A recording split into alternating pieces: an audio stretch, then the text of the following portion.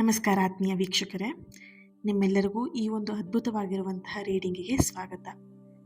ರಾತ್ರಿ ಸಮಯದಲ್ಲಿ ಈ ಒಂದು ರೀಡಿಂಗ್ ನಿಮ್ಮವರೆಗೆ ಬಂದಿದೆ ಅಂತ ಹೇಳಿದ್ರೆ ಯು ಆರ್ ರಿಯಲಿ ಬ್ಲೆಸ್ಡ್. ಹಾಗೆ ನೀವು ಯೋಚನೆ ಮಾಡ್ತಿರುವಂತಹ ಕೆಲವೊಂದಷ್ಟು ವಿಷಯಗಳಿಗೆ ಇಲ್ಲಿ ನಿಮಗೆ ಉತ್ತರ ಈ ಒಂದು ವಿಡಿಯೋದಲ್ಲಿ ಸಿಗುತ್ತೆ. ಕೆಲವೊಮ್ಮೆ ಜೀವನದಲ್ಲಿ ಹೇಗೆ ಅಂತ ಹೇಳಿದ್ರೆ ಕೆಲವೊಂದು ಮಾತುಗಳು ಸರಿಯಾದ ಸಮಯಕ್ಕೆ ನಮ್ಮ ಕಿವಿಗೆ ಬೀಳುತ್ತೆ. ಹೇಗೆ ಅಂತ ಹೇಳಿದ್ರೆ ನಾವೆಲ್ಲೋ ಒಂದು ಕಡೆ ದೇವರ ಹತ್ರ ಪ್ರಾರ್ಥನೆ ಮಾಡ್ಕೊಂಡಿರ್ತೀವಿ, ಅಥವಾ ನನ್ನ ಕಷ್ಟಕ್ಕೆ ಏನಾದರೂ ಒಂದು ದಾರಿ ತೋರಿಸು, ಉತ್ತರ ಕೊಡು ಅಂತ ಹೇಳಿ ಕೇಳ್ಕೊಂಡಿರ್ತೀವಿ. ಆ ಥರ ಇದ್ದಾಗ ಮಾತ್ರ ಈ ರೀತಿಯಾದಂಥ ವಿಡಿಯೋಗಳು ನಿಮಗೆ ಸಿಗುತ್ತೆ. ಈ ರೀತಿಯಾದಂಥ ವಿಡಿಯೋಗಳನ್ನು ಮಾಡೋದಕ್ಕೆ ನನಗೂ ಕೂಡ ಆ ಒಂದು ಎನರ್ಜಿ ನನಗೆ ಬರುವಂಥದ್ದು. ಓಕೆ, ಸೊ ಎಸ್, ಇವತ್ತಿನ ರೀಡಿಂಗ್ ತುಂಬಾ ಅದ್ಭುತವಾಗಿದೆ. ಹಾಗೆಯೇ ಇದೊಂದು ಜನರಲ್ ರೀಡಿಂಗ್ ಆಗಿರುತ್ತೆ. ನಿಮಗೆ ರೆಸೊನೇಟ್ ಆದರೆ ಮಾತ್ರ ಈ ಒಂದು ರೀಡಿಂಗ್ನ ವಾಚ್ ಮಾಡೋದಕ್ಕೆ ಕಂಟಿನ್ಯೂ ಮಾಡ್ತೀರಾ. ಅದರ್ವೈಸ್ ನೀವು ಪರ್ಸ್ನಲ್ ರೀಡಿಂಗ್ನ ಬುಕ್ ಮಾಡ್ಕೊಳ್ಬಹುದು. ಓಕೆನಾ? ಹಾಗೆಯೇ ನೀವು ಹಣದ ವಿಷಯದಲ್ಲಿ ತುಂಬ ಕಷ್ಟಪಡ್ತಾ ಇದ್ದೀರಾ, ಅಥವಾ ಹೊಸದಾಗಿರುವಂತಹ ಅಪಾರ್ಚುನಿಟಿಗಳು ನಿಮಗೆ ಸಿಗ್ತಾ ಇಲ್ಲ, ಜಾಬ್ ಮಾಡಿದರೆ ಅಲ್ಲಿ ನೆಮ್ಮದಿ ಇಲ್ಲ, ದುಡಿತಾ ಇದ್ದೀರಾ, ಹಣ ನಿಮ್ಮ ಕೈಯಲ್ಲಿ ಸಿಗ್ತಾ ಇಲ್ಲ, ನಿಲ್ತಾ ಇಲ್ಲ, ಖರ್ಚಾಗ್ತಾ ಇದೆ, ಹಣದ ವಿಷಯದಲ್ಲಿ ತುಂಬ ಒದ್ದಾಡ್ತಾ ಇದ್ದೀರಾ ಅಂತ ಹೇಳಿದ್ರೆ ಚಿಂತೆ ಮಾಡಬೇಡಿ. ನಿಮಗೋಸ್ಕರನೇ ಇದೇ ತಿಂಗಳು 19ನೇ ತಾರೀಕು ಮನಿ ಬಾಲ್ ರಿಚುವಲ್ ನಡೀತಾ ಇದೆ. ಮಿಸ್ ಮಾಡ್ತೀನಿ, ಅದಕ್ಕೆ ಜಾಯಿನ್ ಆಗಿ. ಓಕೆನಾ? ಅದರಲ್ಲಿ ಏನು ಕಲಿತೀರಾ ಅಂತ ಹೇಳಿದ್ರೆ ನಿಮ್ಮ ಮನಿ ಬಾಲನ್ನ ಹೇಗೆ ರೆಡಿ ಮಾಡ್ಕೊಳ್ಬೇಕು, ಅದ್ರ ಜೊತೆಯಲ್ಲಿ ಆ ಮನಿ ಬಾಲ್ನ ಪವರ್ಫುಲ್ ಆಗಿರುವಂತಹ ಮಂತ್ರದಿಂದ ಹೇಗೆ ಆಕ್ಟಿವೇಟ್ ಮಾಡಬೇಕು ಅನ್ನೋದನ್ನು ಕಲಿತೀರಾ. ಇದು ನಿಮಗೆ ಮನಿ ರಿಚುವಲ್ ಆಗಿದ್ರೆ ನಿಮಗೆ ಫ್ರೀಯಾಗಿ, ಅಥವಾ ನಿಮ್ಮ ಬೋನಸ್ ನಿಮ್ಮ ಎನರ್ಜಿಗೆ ತಕ್ಕಂತೆ ಆ್ಯಂಡ್ ನಿಮ್ಮಲ್ಲಿದ್ದಂತಹ ಒಂದು ಮನಿ ಬ್ಲಾಕೇಜಸ್ ಏನಿದೆ ಅದನ್ನು ರಿಮೂವ್ ಮಾಡುವಂತಹ ಹೀಲಿಂಗ್ ಸೆಷನ್ ಕೂಡ ಇದರಲ್ಲಿ ಪವರ್ಫುಲ್ ಆಗಿರುತ್ತೆ. ಸೊ ಮಿಸ್ ಮಾಡ್ದೇನೆ ಜಾಯಿನ್ ಆಗಿ. ನಿಮ್ಮ ಹಣದ ಸಮಸ್ಯೆ ಏನೇ ಇರ್ಬೋದು ಅದೆಲ್ಲದಕ್ಕೂ ಕೂಡ ಇದೊಂದು ಚಿಕ್ಕ ಒಂದು ಸಪೋರ್ಟ್ ಅಂತಲೇ ಅಂದ್ಕೊಳ್ಬೋದು. ನೀವೇನು ದೇವ್ರ ಹತ್ರ ಪ್ರಾರ್ಥನೆ ಮಾಡ್ಕೊಳ್ತಿದ್ರಿ ಹಣದ ವಿಷಯದಲ್ಲಿ, ಯೂನಿವರ್ಸ್ ಅಥವಾ ನೀವು ನಂಬಿರೋ ದೇವರು ನಿಮಗೆ ಇದನ್ನು ಕೊಡ್ತಾ ಇದೆ ಅಂತ ಹೇಳಿ ಭಾವಿಸಿ ಕಣ್ಣು ಮುಚ್ಚಿ ಜಾಯಿನ್ ಆಗಿ. ಓಕೆನಾ?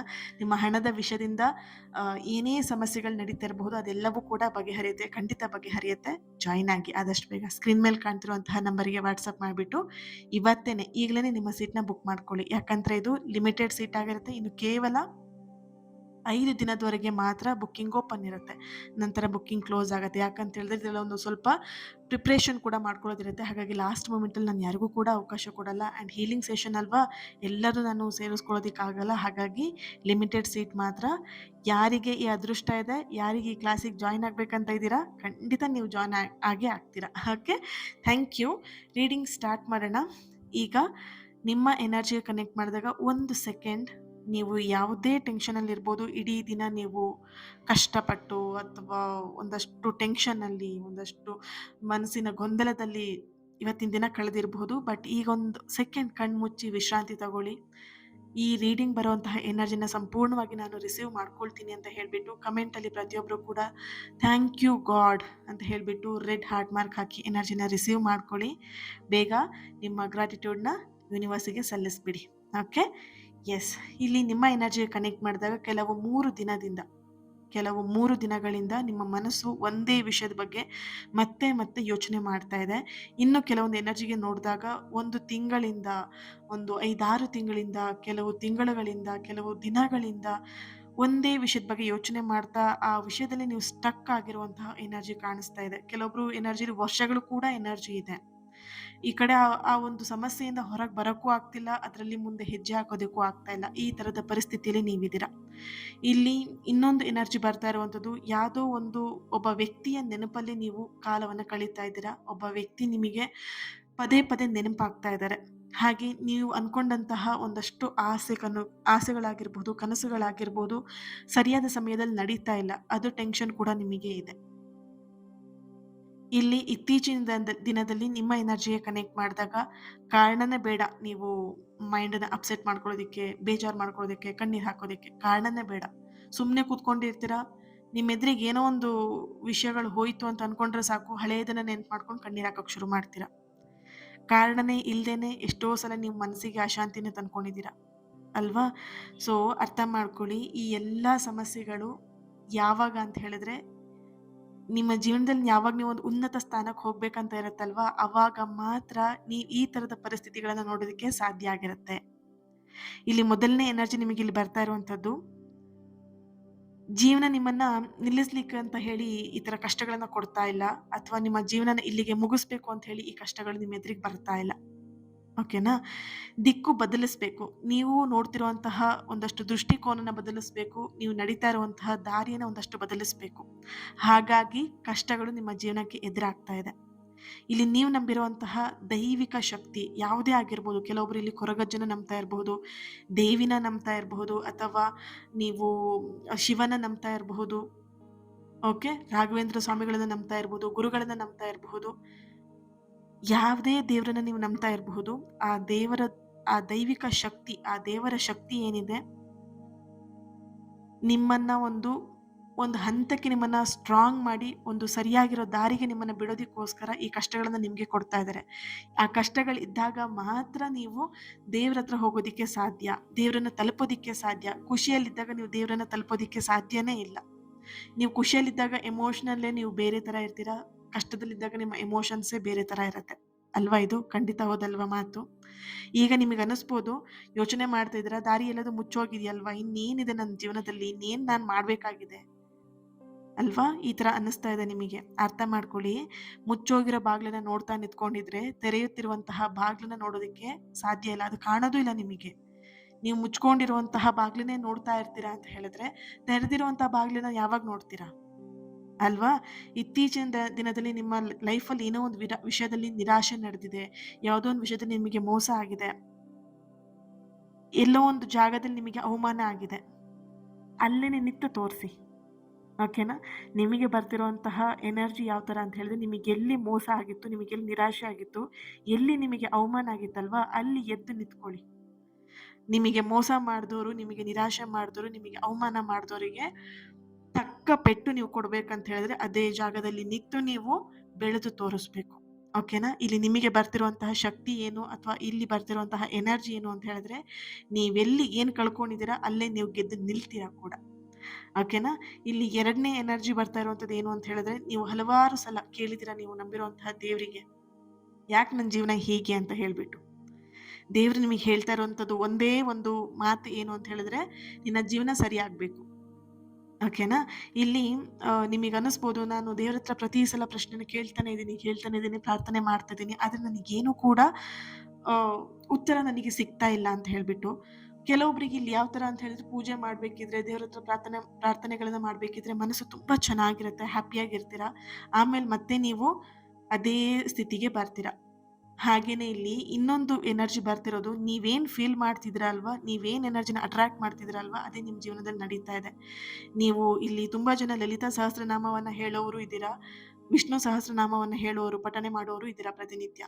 ಲಲಿತಾ ಸಹಸ್ರನಾಮದಲ್ಲಿ ಒಂದು ಮಂತ್ರ ಬರುತ್ತೆ, ಭವಾನಿ ಭಾವನಾ ಗಮ್ಯ ಅಂತ ಹೇಳ್ಬಿಟ್ಟು. ಲಲಿತಾ ಸಹಸ್ರನಾಮ ಹೇಳೋರಿಗೆ ಈ ಒಂದು ಶ್ಲೋಕ ಗೊತ್ತಿರತ್ತೆ. ಹಾಗಂದ್ರೆ ನೀವೇನು ಭಾವಿಸ್ತಾ ಇದ್ದೀರಾ ಅದು ನಿಮ್ಮ ಜೀವನದಲ್ಲಿ ನೋಡ್ತಾ ಇದ್ದೀರಾ ಅಂತ. ಇಲ್ಲಿ ನೀವು ದುಃಖನ ಆ ಥರ ಫೀಲ್ ಮಾಡೋದಕ್ಕಿಂತ ಆ ದುಃಖದಿಂದ ಹೊರಗೆ ಬನ್ನಿ. ಸರಿನಾ? ಆ ದುಃಖ ನಿಮಗೆ ಶಾಶ್ವತವಲ್ಲ. ಸರಿಯಾಗಿ ಇದನ್ನ ಅರ್ಥ ಮಾಡ್ಕೊಳ್ಳಿ. ನೀವೇನು ದುಃಖ ಪಡ್ತಾ ಇದ್ದೀರಾ, ಆ ದುಃಖ ನಿಮಗೆ ಶಾಶ್ವತ ಅಂತೂ ಖಂಡಿತ ಆಗಿರೋದಿಲ್ಲ. ಓಕೆ? ಒಂದು ಮಾತನ್ನ ಹೇಳ್ತೀನಿ. ಒಂದು ದೊಡ್ಡದಾಗಿರುವಂತಹ ರಾಜ್ಯ ಇರುತ್ತೆ. ಅಲ್ಲಿ ಒಂದು ದೊಡ್ಡ ಅರಮನೆ ಇರುತ್ತೆ. ಆ ಅರಮನೆಯ ದಾರಿಯಲ್ಲಿ ದಾರಿ ಉದ್ದಕ್ಕೂ ನೂರಾರು ದೀಪಗಳನ್ನ ಹಚ್ಚೋದಿಕ್ಕೆ ಅಂತ ಹೇಳಿ ಒಂದು ವೃದ್ಧ, ವಯಸ್ಸಾಗಿರುವಂತಹ ವೃದ್ಧ ಇರ್ತಾನೆ. ಆ ವೃದ್ಧನಿಗೆ ಸಹಾಯ ಮಾಡೋದಿಕ್ಕೆ ಅಂತ ಹೇಳ್ಬಿಟ್ಟು, ಆ ದೀಪಗಳನ್ನ ಹಚ್ಚೋದಿಕ್ಕೆ ಸಹಾಯ ಮಾಡ್ಬೇಕಂತ ಅವನ ಮೊಮ್ಮಗ ಕೂಡ ಅವನಲ್ಲಿ ಜೊತೆಯಾಗಿ ಹೋಗ್ತಾನೆ. ಅಜ್ಜ ನಾನು ನಿನಗೆ ಸಹಾಯ ಮಾಡ್ತೀನಿ ಅಂತ ಹೇಳ್ಬಿಟ್ಟು ಆ ಮೊಮ್ಮಗನು ಕೂಡ ದೀಪ ಹಚ್ಚೋದಿಕ್ಕೆ ಹೋಗ್ತಾನೆ, ಸಹಾಯ ಮಾಡೋದಿಕ್ಕೆ. ಆಗ ಮೊಮ್ಮಗ ಕೇಳ್ತಾನೆ ತಾತನಿಗೆ, ತಾತ ಈ ಕೊನೆಯ ದೀಪವನ್ನು ಯಾಕೆ ಹಚ್ತೀಯಾ, ಇದನ್ನ ಹಚ್ಚೋದ್ರಿಂದ ಏನು ಪ್ರಯೋಜನ ನಿನಗೆ, ಅಲ್ಲಿಂದ ಹಚ್ಕೊಂಬಂದೆ ಓಕೆ, ಈ ತುದಿಯಲ್ಲಿರುವಂತಹ ಈ ಲಾಸ್ಟ್ ದೀಪವನ್ನು ಯಾಕೆ ಹಚ್ತೀಯಾ, ಇಲ್ಲೇನು ಯಾರು ಏನು ಓಡಾಡೋದಿಲ್ಲ, ಯಾರಿಗೂ ಕಾಣಿಸೋದು ಇಲ್ಲ, ಇಷ್ಟು ದೂರದಲ್ಲಿರೋ ದೀಪ ಯಾರಿಗೆ ಕಾಣಿಸುತ್ತೆ ಅಜ್ಜ, ಯಾಕೆ ಹಚ್ತೀಯಾ ಅಂತ ಹೇಳ್ಬಿಟ್ಟು ಕೇಳ್ತಾನೆ. ಅದಕ್ಕೆ ಆ ವೃದ್ಧ ನಗಾಡ್ಕೊಂಡು ಹೇಳ್ತಾನೆ, ಈ ಕೊನೆಯ ದೀಪ ಏನಿದೆ ಅಲ್ವಾ, ಇದು ನಮಗೆ ಯಾರಿಗೂ ಅಲ್ಲ, ರಾತ್ರಿ ಯಾರು ತಡವಾಗಿ ಈ ಒಂದು ರಾಜ್ಯಕ್ಕೆ ಬರ್ತಾರೆ, ಈ ಒಂದು ದಾರಿಯಲ್ಲಿ ಬರ್ತಾರಲ್ವಾ, ಅವರಿಗೋಸ್ಕರ ಈ ಒಂದು ದೀಪ ಆಗಿರುತ್ತೆ ಅಂತ ಹೇಳ್ಬಿಟ್ಟು ಹೇಳ್ತಾನೆ. ಕೆಲವೊಂದು ಸ್ವಲ್ಪ ಸಮಯದ ನಂತರ ಆ ಒಂದು ದಾರಿಯಲ್ಲಿ ಒಬ್ಬ ವ್ಯಕ್ತಿ ನಡ್ಕೊಂಡು ಬರ್ತಾನೆ. ತುಂಬಾ ಮಳೆ ಇರುತ್ತೆ, ತುಂಬಾ ಗಾಳಿ ಮಳೆ ಇರುತ್ತೆ. ಅಲ್ಲಿ ಫಸ್ಟಿಂದ ಹಚ್ಕೊಂಡ್ ಬಂದಿರುವಂತಹ ದೀಪಗಳು ನಂದೋಗಿರತ್ತೆ. ಲಾಸ್ಟಲ್ಲಿ ಹಚ್ಚಿರುವಂತಹ ದೀಪ ಇನ್ನೂ ಉರಿತಾ ಇರುತ್ತೆ. ಆ ವ್ಯಕ್ತಿ ನಡ್ಕೊಂಡು ಬರ್ಬೇಕಿದ್ರೆ ಆ ಆ ಒಂದು ದೀಪ, ಕೊನೆಯ ದೀಪ ಏನಿರುತ್ತಲ್ವಾ, ಆ ದೀಪದ ಬೆಳಕಿಂದನೇ ಅವನು ದಾರಿಯನ್ನ ಕಂಡುಕೊಂಡು ಅವನ ಮನೆಯನ್ನ ಸೇರ್ತಾನೆ, ಅವನು ಜೀವವನ್ನು ಕೂಡ ಉಳಿಸ್ಕೊಳ್ತಾನೆ. ಯಾಕಂದ್ರೆ ಅದು ಕಾಡು ದಾರಿ ಆಗಿರುತ್ತೆ, ಸುತ್ತಮುತ್ತ ಕೂಗಾಡ್ಕೊಂಡ್ರು ಕೂಡ ಯಾರು ಕೂಡ ಬಂದು ಅವನಿಗೆ ಸಹಾಯ ಮಾಡುವಂತ ಜಾಗ ಅಲ್ಲ ಅದು. ಹಾಗಾಗಿ ಕಾಡಿನ ದಾರಿಯಲ್ಲಿ ಅವನು ನಡ್ಕೊಂಡ್ಬರ್ಬೇಕಿದ್ರೆ ಆ ಕೊನೆಯ ದೀಪ ಅವನಿಗೆ ದಾರಿಯನ್ನ ತೋರಿಸುತ್ತೆ, ಅವನ ಜೀವವನ್ನ ಉಳಿಸಿಕೊಡತ್ತೆ. ಆಗ ಆ ಮನುಷ್ಯ ಮನಸ್ಸಲ್ಲೇ ಅನ್ಕೊಳ್ತಾನೆ, ನಾನು ಬದುಕಿರೋದಕ್ಕೆ ಕಾರಣ ಯಾರೋ ನನಗೆ ಗೊತ್ತಿಲ್ಲದೆ ಇರುವಂತಹ ವ್ಯಕ್ತಿ ಈ ಕೊನೆಯ ದೀಪವನ್ನ ಹಚ್ಚಿಟ್ಟು ಹೋಗಿದ್ದಾರೆ. ಈ ಚಿಕ್ಕ ದೀಪ ನನ್ನ ಜೀವನವನ್ನ ಸರಿ ಮಾಡಿದೆ, ಅಂದ್ರೆ ನನ್ನ ಜೀವನದ ದಾರಿಯನ್ನ ತೋರಿಸಿದೆ ಅಂತ ಹೇಳ್ಬಿಟ್ಟು ಅವ್ನ ಮನಸ್ಸಲ್ಲಿ ಅನ್ಕೊಳ್ತಾನೆ. ಅದೇ ರೀತಿ ನಿಮ್ಮ ಜೀವನದಲ್ಲೂ ಕೂಡ ಅಷ್ಟೇನೆ. ನೀವ್ ಇವತ್ತು ಮಾಡುವಂತಹ ಒಂದು ಒಳ್ಳೆ ಕೆಲಸ, ಇವತ್ತು ಇಡುವಂತಹ ಒಂದು ಒಳ್ಳೆಯ ಹೆಜ್ಜೆ, ಸಣ್ಣ ಹೆಜ್ಜೆ, ನೀವು ಹೇಳುವಂತಹ ಒಂದು ಪ್ರೀತಿಯ ಮಾತು, ನೀವು ಭಾವಿಸುವಂತಹ ಒಂದು ಪಾಸಿಟಿವ್ ಭಾವನೆ, ಇದೇ ನಿಮ್ಮ ಜೀವನದ ಒಂದು ಅತ್ಯಂತವಾಗಿರುವಂತಹ ದೊಡ್ಡ ಫಲಿತಾಂಶವನ್ನು ನಿಮಗೆ ತಂದುಕೊಡತ್ತೆ. ಹಾಗಾಗಿ ಯಾರಾದರೂ ನಿಮ್ಮ ಜೀವನದಲ್ಲಿ ಏನಾದರೂ ಒಂದು ಬೆಳಕನ್ನು ತರ್ತಾ ಇದ್ದಾರೆ ಅಥವಾ ಬೆಳಕನ್ನು ಕೊಡ್ತಾ ಇದ್ದಾರೆ ಅಂತ ಹೇಳಿದ್ರೆ, ನೀವು ನಂಬಿರುವಂತಹ ದೇವರು, ನೀವು ನಂಬಿರುವಂತಹ ದೇವರೇ ನಿಮಗೆ ದಾರಿಯನ್ನು ತೋರಿಸೋದು. ಯಾವ ರೀತಿಯಾಗಿ ಅಂತ ಹೇಳಿದ್ರೆ, ಕೆಲವೊಂದಷ್ಟು ಮಾತುಗಳಿಂದ, ಕೆಲವೊಂದಷ್ಟು ಒಳ್ಳೆಯ ವ್ಯಕ್ತಿಗಳಿಂದ, ಕೆಲವೊಂದಷ್ಟು ಒಳ್ಳೆಯ ಪರಿಚಯದಿಂದ, ಒಳ್ಳೆಯ ಸುದ್ದಿಗಳಿಂದ. ಓಕೆನಾ? ಈ ರೀತಿಯಂಥ ರೀಡಿಂಗ್ ಸಿಗೋದಕ್ಕೆ ಅದೃಷ್ಟ ಮಾಡಿರಬೇಕು. ಅದಕ್ಕೂ ಜೊತೆಯಲ್ಲಿ ಅದೃಷ್ಟಕ್ಕಿಂತ ಹೆಚ್ಚಾಗಿ ನೀವು ಕನೆಕ್ಟ್ ಆಗಿರ್ಬೇಕು ನೀವು ನಂಬಿರುವಂತಹ ದೇವರಿಗೆ. ಆಗ ಮಾತ್ರ ನೀವು ಒಳ್ಳೆ ದಾರಿಯಲ್ಲಿ ಹೋಗೋದಕ್ಕೆ ಸಾಧ್ಯ ಆಗತ್ತೆ. ಒಂದು ಮಾತನ್ನ ನೆನ್ಪಿಟ್ಕೊಳ್ಳಿ, ನಿಮ್ಮ ಜೀವನದಲ್ಲಿ ನೀವು ಅನ್ಕೊಂಡಂತಹ ಯೋಜನೆಗಳು ನಡೀತಾ ಇಲ್ಲ ಅಂತ ಹೇಳಿದ್ರೆ, ಅದೆಲ್ಲೋ ಒಂದು ಕಡೆ ತಪ್ಪು ಹೋಗ್ತಿದೆ ಅಂತ ನಿಮಗೆ ಅನ್ನಿಸ್ಬೋದು. ಆದರೆ ತಪ್ಪು ಹೋಗೋದಕ್ಕೂ ಒಂದು ಕಾರಣ ಇರುತ್ತೆ. ನಿಮ್ಮನ್ನು ಬಿಟ್ಟು ಹೋಗಿದ್ದು ಅಥವಾ ನಿಮ್ಮಿಂದ ತಪ್ಪು ಹೋಗಿದ್ದು ಕೂಡ ಮುಂದೊಂದು ದಿನ ಅದು ಪರಿಪೂರ್ಣವಾಗಿ ರೆಡಿಯಾಗಿ ನಿಮ್ಮ ಜೀವನಕ್ಕೆ ವಾಪಸ್ ಬರುವಂತಹ ಸಾಧ್ಯತೆಗಳು ಇರುತ್ತೆ. ಯಾವುದೇ ಕಾರಣಕ್ಕೂ ನೀವು ನಿಮ್ಮ ಜೀವನ ಇಷ್ಟಕ್ಕೆ ಮುಗಿದೋಯ್ತು ಅಂತ ಅನ್ಕೊಳ್ಳೋದಕ್ಕಿಂತ ಹೆಚ್ಚಾಗಿ ಈಗಿನ ಪರಿಸ್ಥಿತಿಗಳನ್ನು ಅರ್ಥ ಮಾಡಿಕೊಂಡು ಅದಕ್ಕೆ ನೀವು ಏನು ಮಾಡಬೇಕು ಅನ್ನೋದ್ರ ಬಗ್ಗೆ ನೋಡಿ. ಸಮಸ್ಯೆ ಪ್ರತಿಯೊಬ್ಬರಿಗೂ ಕೂಡ ಬರುತ್ತೆ, ಆದರೆ ಆ ಸಮಸ್ಯೆಯಿಂದ ಹೊರಗೆ ಬರೋದು ಹೇಗೆ ಅನ್ನೋದನ್ನು ಮೊದಲು ಕಂಡುಕೊಳ್ಳೋದು ಮನುಷ್ಯನ ಒಂದು ಬುದ್ಧಿವಂತಿಕೆ ಆಗಿರುತ್ತೆ. Thank you so much. ಈ ಒಂದು ರೀಡಿಂಗ್ ನಿಮಗೆ ಕನೆಕ್ಟ್ ಆಗಿದೆ, ರೆಸೊನೇಟ್ ಆಗಿದೆ ಅಂತ ಹೇಳಿ ಭಾವಿಸ್ತೀನಿ. ಹಾಗೆ ಈ ರೀಡಿಂಗಿಗೆ ಪ್ರತಿಯೊಬ್ಬರು ಕೂಡ ಲೈಕ್ ಮಾಡಿ, ಶೇರ್ ಮಾಡಿ ಆ್ಯಂಡ್ ಕಮೆಂಟ್ ಮಾಡಿ ಥ್ಯಾಂಕ್ ಯು ಗಾಡ್ ಅಂತ ಹೇಳಿಬಿಟ್ಟು ಎನರ್ಜಿನ ರಿಸೀವ್ ಮಾಡ್ಕೊಳ್ಳಿ. ರೆಡ್ ಹಾರ್ಟ್ ಮಾರ್ಕ್ ಹಾಕಿ. ಕಣ್ಣೀರು ಮತ್ತೊಂದು ಬೇಡ. ಜೀವನದಲ್ಲಿ ಕಣ್ಣೀರು ಹಾಕಿದಿರಲ್ವಾ, ಸಾಕು, ಇನ್ನಷ್ಟು ಕಣ್ಣೀರು ಹಾಕೋದು ಬೇಡ. ಒಳ್ಳೆದನ್ನ ಹೇಳ್ತೀನಿ, ಕೇಳಿ. ಆಗಲ್ಲ ಅಂತ ಹೇಳಿದ್ರೆ ಜೈ, ನಿಮಗೆ ಹೇಗೆ ಅನ್ಸುತ್ತೋ ಹಾಗೆ ಮಾಡಿ. ನಾನು ಹೇಳೋದೇನು ಅಂತ ಹೇಳಿದ್ರೆ, ಆದಷ್ಟು ಒಳ್ಳೆಯದನ್ನು ಬಯಸಿ, ಒಳ್ಳೆಯದನ್ನು ಮಾಡಿ, ಒಳ್ಳೆಯದನ್ನು ನಡೆಸ್ಕೊಂಡು ಹೋಗಿ ಅಷ್ಟೇ.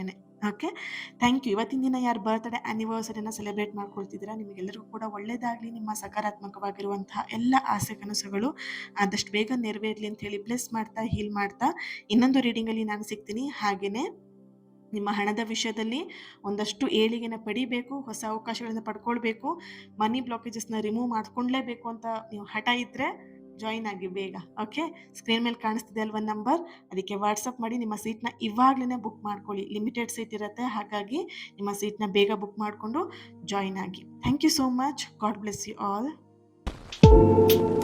ನಮಸ್ಕಾರ ಆತ್ಮೀಯ ವೀಕ್ಷಕರೇ, ಈ ವಿಶೇಷವಾಗಿರುವಂತಹ ರಾತ್ರಿಯ ರೀಡಿಂಗ್ ನಿಮ್ಮವರೆಗೆ ಬಂದಿದೆ.